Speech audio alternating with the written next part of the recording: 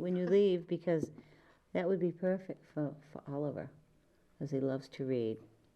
And It looks like a great Yeah. book. The cover I love. yeah, he'll love We it. hired an artist to do the did? The paintings. cover is absolutely wonderful. Thank you. Now, you're also a ghostwriter. I am. Do you get a lot of clients that use you as a ghostwriter? That they I don't take very many. I like you to mean they stick with just tell you fiction. their story and you write it? It's more to it than that, but yes. The first woman that I did, we sat down together for weeks on end, and she told her story, and gave me notes to work from, and I just plowed through. Wow, that's interesting. It's quite a project because you have to Yeah. tell it in the other person's voice and the other person's lifestyle. Yeah, that must be kind That of must hard be to do. difficult. I think so. The voice part is the hard part. But you're also an editor. That's my day job. That's your day job? You mean for authors or for newspaper? I work for 4 publishing houses. Wow. Do editing for them, and I also freelance. Oh my goodness. Oh, So you're a Cindy, busy you are girl. busy. It's a lot of fun. I love it. Wow. Yeah. So when do you have time to write? I get up every morning about 5 o'clock till I run out of steam on my own stuff, and then I go into the editing Wow. after that. Now, you just went to a conference? I was asked to teach at a conference in South Carolina, Wow. the writers' conference there, and it was the most fun I've had in a really long time. I loved Myrtle Beach, and Now, what did you do exactly? What did you teach? How? 3 workshops. One they called it Author Boot Camp, which is just basically a primer to show authors what to do and how to do it. And then I did an editing workshop, and then I did a third one with an agent. We basically looked at some openings of people's stories and told them what worked and what didn't work. How lot of interesting. fun. Wow, what an Very interesting life you interesting. have. You are a busy lady. It's busy. Yeah. And so you're a member, I found you through the Sisters of Crime. Is that the name of it? Sisters in Crime, yes. Sisters in Crime. Yeah, because I went in and you must be, of course, a member of that. Right. And that's how I located you, and went in and read all about you, and I thought, oh, we've got to have you on because you're from this area, and there's like I said, so many great people around here. It's very easy for us to miss them, and I was so happy when I found you I'm glad you did. because, I didn't know about your books, and now we do. So that's And a lot of other people Yeah. will know about them too. right.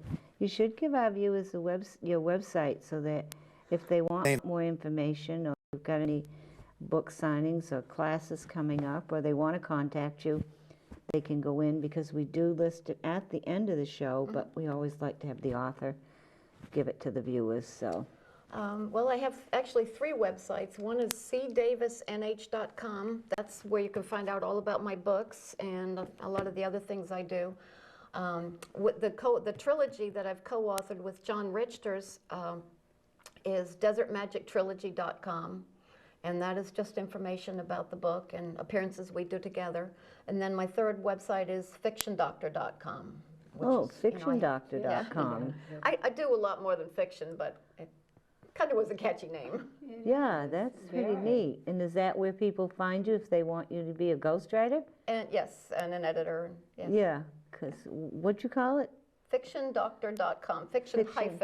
Fiction Doctor. Fiction. That's really good. Yeah. So have you got any more books in the works? I have 2 that my agent is marketing for me. That first one I mentioned that I wrote when I felt like I needed to write fiction. The title's Cold as Ice, and she's marketing that with some big publishers right now. And the other is another mystery that takes place in Sackett's Harbor, New York, titled A Lethal Dose of Love. And the character uses poison to kill the bad guy. Monkshood, the plant monkshood. Yeah. Yeah, they use. Oh, yes, of course. I remember that plant in my garden, yeah. Well, there's a kind of an interesting Didn't know I story. could go kill anybody with it. There's a lot of poisonous Yes, plants I know out there are. That I do know.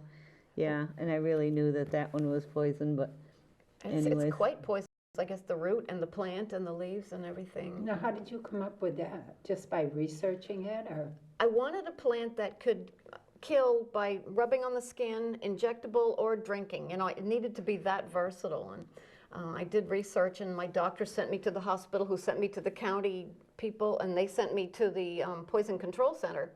And when I called them, it was about 3 weeks after 9/11, and I said, hello, I'd like to find out some information. I can tell you who I am and whatever. And I said, I'd like to know about monkshood and the dosages to kill someone and whatever. And she said, how do I know you're not a terrorist? And she hung up on me. I thought for sure the FBI would be there. Yeah, I'm surprised they were not, or the local police. Exactly. Yeah, that is cute. But I can see where you would get into all of that when you start putting a story together. You need the research and, you know, It has takes to you sound into right. many different directions. It does. But you know, we're coming down to 4 minutes. So we have to see what you would like to talk about, that you would like to continue on with for the next 4 minutes so that we don't leave anything out. When is your next book going to be published? Play with Fire should be out any day now. I'm waiting to hear from my publisher that it's been released, and I'm really excited. That is, like I said, about the theft of the world's first red iris. Angie, in her new life, she has a community theater. That you know, that's her job now, and all the local residents act in the theater. You know, people, you know, they come and try out for positions and whatever, and the local detective, Colby Jarvis, who she kind of ends up working with to solve crimes, he has a part in the play. Actually, ironically, he plays the thief in the play. So he gets up there, and his job is to get a pillowcase full of their goods and hold a gun to the main character, you know. And he is supposed to shoot the guy, but someone has switched his real gun for the prop gun, and he shoots the guy right there on stage. Oh my gosh. Oh, well, that's where we're going to have to end. Oh. But we're going to ask you to sign our book, I'd love to. and right there, and then you may have the pen to take your either speaking engagements or book signings. And I would like to thank you for watching the show again, and I hope you have a good week. Thank you very much, and goodbye now.